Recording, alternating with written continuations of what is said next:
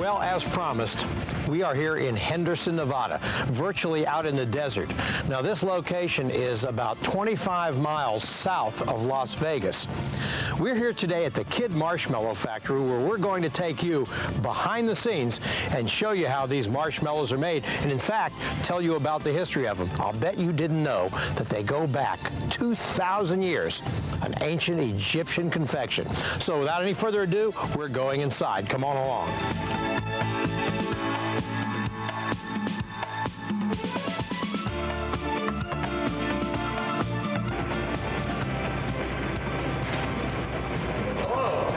From SNAPSHOT in Coral Gables, Florida. Oh, hi, Alan. How do you do? John Kidd.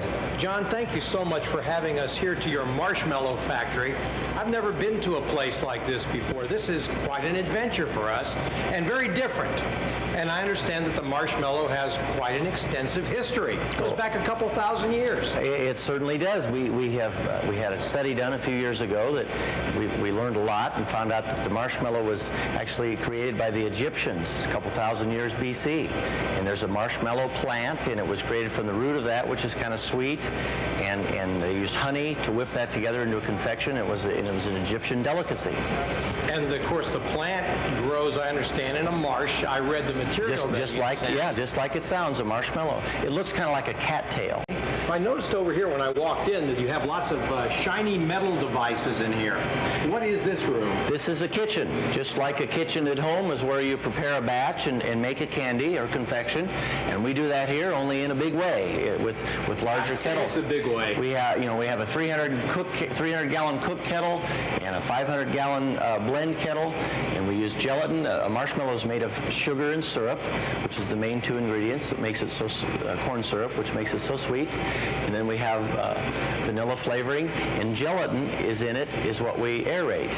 Now, are there different flavors of marshmallows other than just the white vanilla?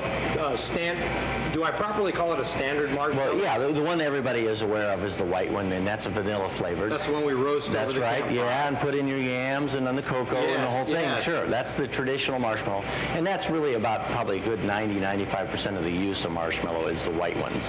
Now, there are colored and flavored ones that we make. We use different shapes and things. Those are made at our plant in Indiana, not here in Nevada.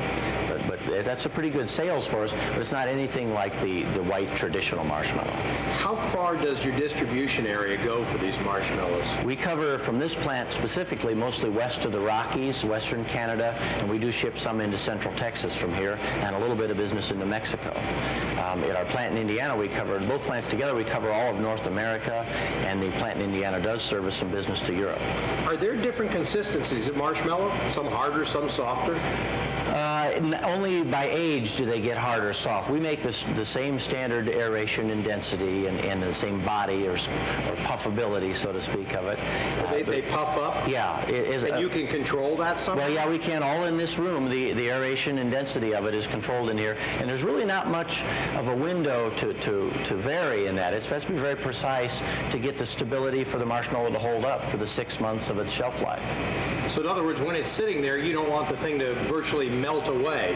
It needs to stay exactly in shape. Exactly, and too much air would cause that to happen, or too little air. Do you ever run politicians through here, and aerate them? Speaking of air and puffing, right. No, we haven't yet, but there are a few that would be nice to do that with. Okay, well, this is really an interesting area. We're going to move on now. What's this next area called? The next room is called the extrusion room, and that's the room where we form the marshmallow. Let's go extrude. Okay, right here.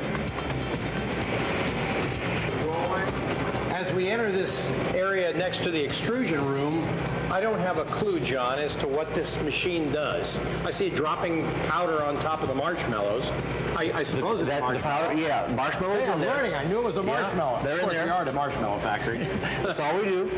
The powder is cornstarch, and its primary purpose is to form a skin on the marshmallow, or an outer covering. The marshmallow, of course, sugar and corn syrup is very sticky, and especially when it's warm, when we put it in here, the cornstarch sticks to it, and it does this whole process builds the skin around the outside of the marshmallow to keep it from being a sticky little ball. That way you can put them all in a bag together. Does it help keep that inner portion real soft and chewy? It keeps the bag in packaging does more than that to keep it from drying out or anything, but the skin basically just keeps it from sticking to one another. Do you package here as well? Oh yeah, that's the next room after the extrusion room. Tell us about the equipment here in the extrusion room. See lots of rollers. I see a worker in there who is looking very diligent about what he's doing. Looks like he has to pay very close attention. John has to make sure there's starch on the table all the time, because if the marshmallows start to get together, it works like a snowball. If 2 of them stick, 4 of them are going to stick, 8 of them are going to stick, and we'll end up with a big ball at the knife or anywhere all. Pretty soon it's pretty sticky around here. It gets real messy real quick. What's happening right here? The cornstarch is being dropped on top to form the skin, and then what? Right, there's a layer of starch on the table. The marshmallow comes on top of the starch. Starch goes over the top of the marshmallow, and when we run minis, then another layer of marshmallow will go, and another layer of starch. It's very sandwiched in there with starch and marshmallow in between. So we have 2 ropes of mini marshmallows that are about the size of my pinky, and there's about 45 ropes on each layer, and those will go down this table. So it's about a 30-foot rope until it gets cut at the end here at the knife. I notice here that there's a long stretch with the cornstarch on top where it does nothing but goes straight. And then up there is some kind of it looks like it's a guillotine. Cutting.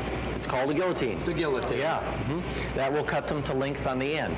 And can that be adjusted for different size marshmallows? Exactly. When we run big marshmallows, it's a bigger rope, in larger than my thumb, about 1.25 inches in diameter, and the knife runs slower to cut them longer. Well, we're going to move on to the next room. Where are we going? Good. Well, the next room is clear down at the end of the starch room here. Sounds good to or me. Extrusion room, and that's where we put them in a bag after they've been skinned and covered. Well, John, this extrusion room is really gigantic. What happens in this big turning barrel? We refer to it as a drum. It kind of is built like a clothes dryer inside. The marshmallow, after it's cut with the starch, is tumbled and bounced around in there to really coat the marshmallow well and almost pack the skin full of starch. Make sure it doesn't stay sticky. Exactly, and make sure it gets a very thorough coating of cornstarch. As we continue down here, there's a smaller drum. I have now learned the name of it properly. Exactly. That drum, after the starch is removed at the end of this one, there's a screen system in it. That drum re-dampens the marshmallow, and then we put a second skin on it from the 3rd large drum. Okay, here's the next drum. Exactly. And then we're still tumbling, doing the same process. Well, that's obviously a very important process then. It determines the whole shelf stability of the marshmallow and gives it the nice skin coverage and gives it the roundness and the softness that it has. And then it goes up the conveyor belt. Now, what's this big blower? That's a dust collection system because the starch becomes airborne very easily, and we have that to keep it from, so you can see in there better, and that's all sucked into a big system and recollected and then put back in. So it's recycling. Yes, exactly. On to the next room. What's coming? That's where we put the marshmallows in a bag. Let's do it. It's our bagging room. John, we go from the extrusion room to a very important room in keeping these things fresh for the consumer. What do we have? This is our bagging room or packaging room, to where the marshmallow is weighed and put into the retail package.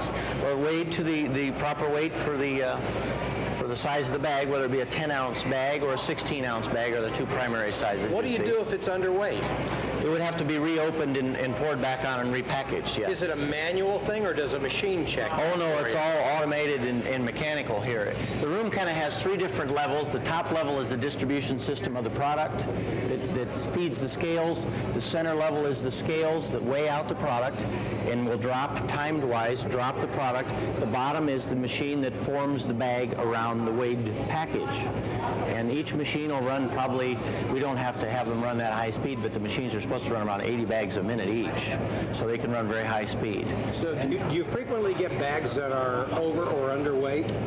No, hardly ever. In fact, we never, on purpose, pack them in the cases anyway. They're all checked very precisely for weights. And I didn't realize that bagging was such an important part of the process, but obviously it really is. Oh, certainly, yeah. There's certain regulations we have to comply with at the store, as well as we don't want to give away extra product. Certainly not. Obviously not. So we try to keep it very precise in the window that the machines can operate within. Very interesting. What's the next room? The next room is where the bags transfer in, and is the packing room, where people kind of give a last inspection of the product and put it into the boxes, and the boxes then are sealed and coated, and they would go to the grocery. Let's go look as we continue. continue our tour of the Kid Marshmallow Factory. John, this room is not quite as noisy as the others. What happens in here? This is the finished room after the bagging room. This is what we call a packing room. And I see the marshmallows come along the conveyor. Exactly. This is a Flavorite brand, which is part of Super Value stores. And in here we'll take the bags, pack them in the shipping cartons as they're ready to go to a grocer. This is fresh. California. They don't come any fresher. Brand new marshmallow. It's about 18 minutes old. A brand new 18-minute-old marshmallow. 18 minutes is about what the process is. I see on the back you have the ingredients. You know, it's interesting that in marshmallow there is no fat. Zero fat. It's a great diet food. It's a health food. And I love marshmallows. Absolutely. That's right. It's a good diet food. I've never handled an 18-minute-old marshmallow before. Well, we're going to give you some to take home. Well, we'll certainly enjoy that. Well, our next stop is a place where you check these marshmallows. We have a lab, that we check the raw materials and ingredients that come into our plant, as well as we do all kinds of monitoring and grading of the bag through its whole entire 6-month shelf life. So it's not enough just to make them. You actually check them to see how well they hold up. Oh, yeah. Over a period of time. Are these airtight? Yes, they are. Yeah. Okay, well, off to the lab. Okay, thank you. Let's go. Come on along with us.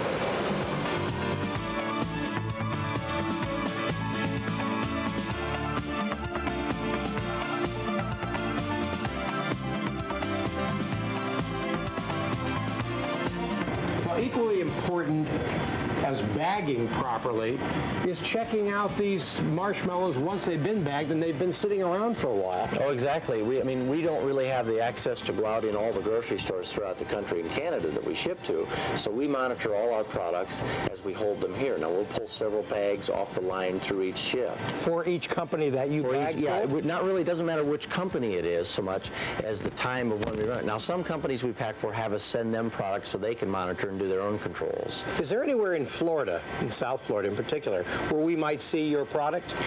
Winn-Dixie stores, the Country Fresh brand certainly is packed by us.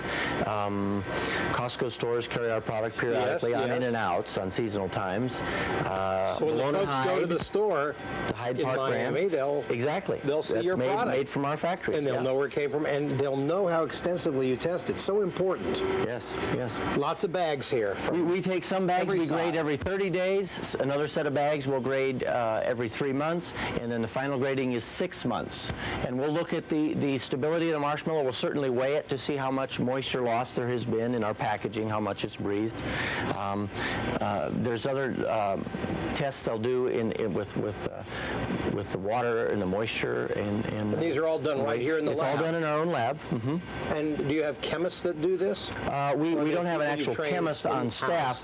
They're trained in-house, and any real technical things we'll have done outside with a couple labs that we work with. You know, it's really great to know that you are so interested in having a good product. Today, unfortunately, a lot of products that we make, not only overseas, but certainly in America, don't seem to have the quality control that they need to.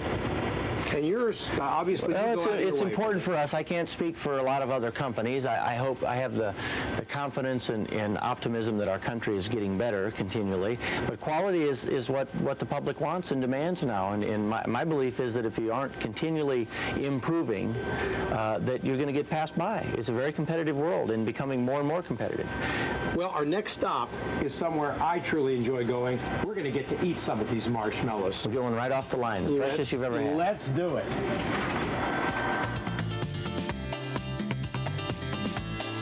Well, this certainly is a noisy area back in the extrusion room. I hope you're able to hear us.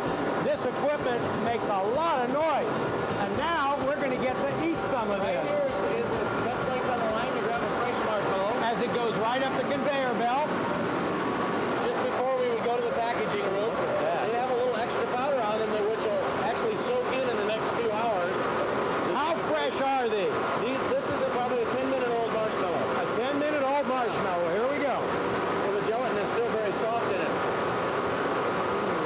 Oh, wow. It's like cream. It is. It's like cream.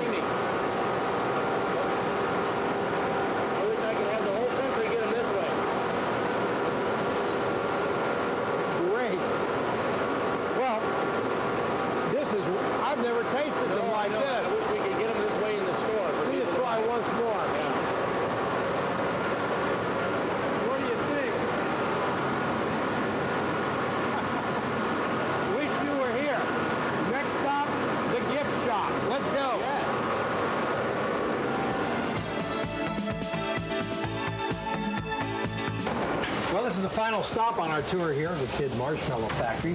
This is the gift shop. This is our favorite spot, the gift shop, where we have more marshmallow things here than ever can be imagined. Look at this, marshmallow cream. That we pack at our plant in Indiana. That we've made since 1917, marshmallow cream our family has. And what do you do with it? Its primary use is to make a fudge for Christmas and Thanksgiving. Ooh. But a lot of people use it in cocoa. They put it with yams. It's great on a peanut butter sandwich. Oh, I bet it is. That's a lot of uses. Yeah. Here you have mostly shirts. baking. We have as many funny shirts as we can come up with, and it's funny that you're from Florida because we have one shirt that is from Cocoa Beach. We think we have a more authentic Cocoa Beach here, which is our real Cocoa Beach, which has to do with marshmallows. I love it. Well, this is beautiful, and this has been quite an exciting tour, John. We thank you for having us here. Oh, Alan, it's our It has been pleasure. my pleasure. Our pleasure. And our next stop on this grand tour is the Hoover Dam. Don't go away. Well, we keep our promise here on Snapshot. We are here at the Hoover Dam. Presently, we are standing on the Arizona side of the dam.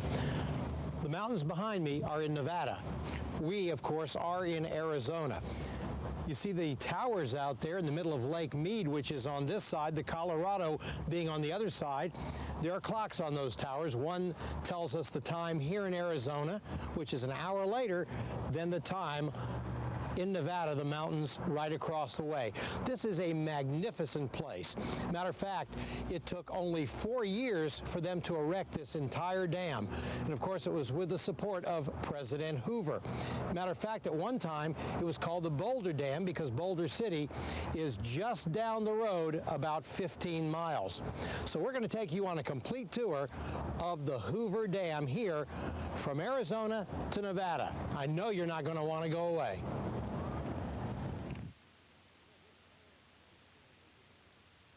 You know, this whole place here at Hoover Dam is really amazing. One of the most amazing engineering feats here is this overflow tunnel. The top of it is located on the Lake Mead side, and the bottom empties into the Colorado River on the other side of the Hoover Dam. It's 4,000 feet long, 80 feet high. An 8-story building could actually fit in that tunnel. Well, this is one of the intake towers. You know, this whole dam, the entire structure, has been classified as one of the 7 civil engineering wonders of the world. And standing here, you can really see why. Matter of fact, these intake valves send water through a complete set of diversion works in both walls of what's called the Black Canyon here. And we are in the Black Canyon. We're actually between Nevada and Arizona on that side, as I had told you before. The water, in any case, is drawn through the intake towers. It flows through pipes called penstocks onto that side where the power plants are located. Now, the penstocks can also be used to discharge water directly from the reservoir to the river below the dam. The spillways were tested in 1941 and not again until the record high flows of 1983. Now, the depth of the water here is about 460 feet, and of course it's about 150 feet directly below me. As onward we move here at the Hoover Dam.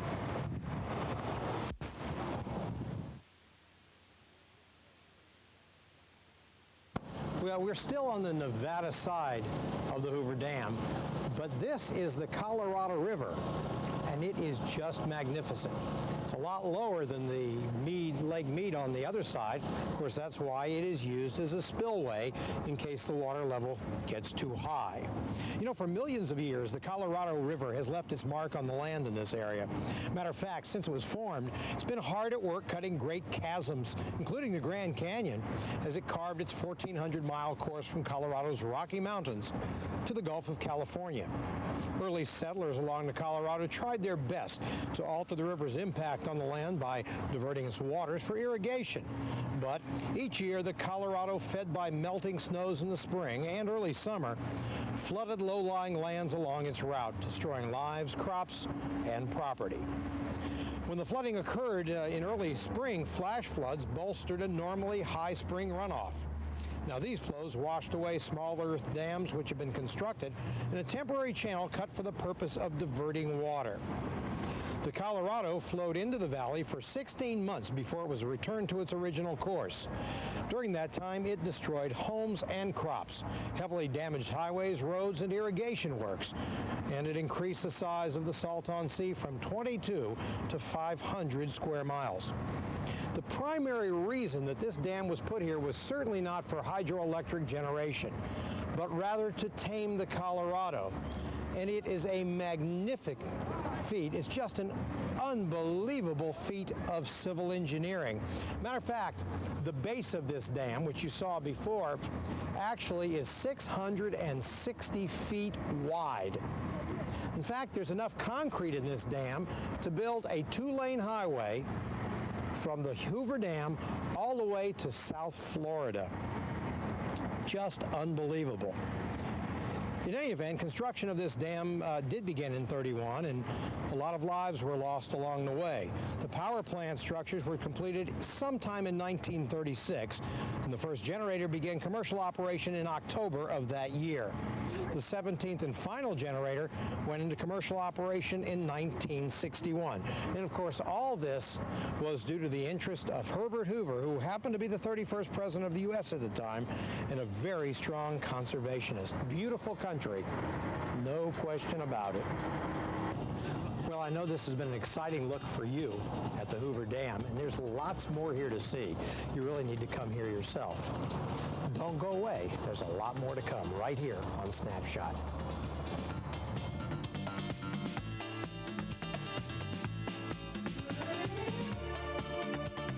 Well, from the Hoover Dam to the bright lights of Las Vegas, we run into some very interesting people here on the sidewalk on this area called the Strip.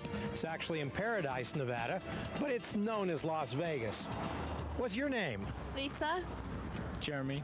Lynn. Marsh. Where are you from? Lincolnwood, Illinois. And so tell me, what brings you to Las Vegas? Well, we thought we'd take a nice little holiday. Our son lives in California. We wanted to see him, and we thought we'd spend a few dollars doing a little gambling. Have you spent a few dollars? Just a few. Who won, the machine or you? The machine. Yeah, you doing any heavy gambling? Not yet.